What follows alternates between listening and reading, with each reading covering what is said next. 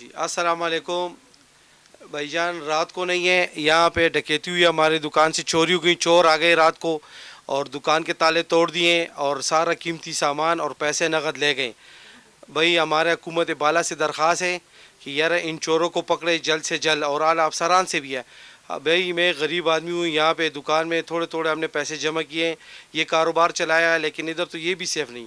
کل یہ دوبارہ بھی اس کے ساتھ یہ واقعہ ہو سکتا ہے۔ ہمارے اور دکاندار بھی ہیں جن سے یہ ساری چیزیں قیمتی وہ لے گئے۔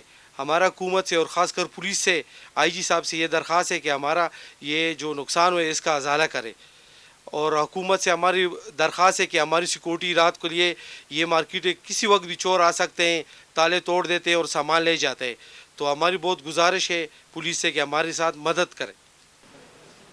السلام علیکم جی، میں ایبٹ آباد سے حبیب حفیظ، میری ادھر ایبٹ آباد میں آٹو ڈیکوریشن کی دکان ہے۔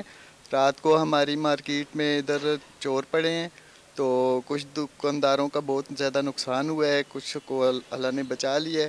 تو ہماری گزارش ہے عوام پولیس سے کہ وہ اس مسئلے میں ہمارے ساتھ کوئی تعاون کریں۔ السلام علیکم، ہم آزاد اقبال چینل کو بہت مشکور ہیں۔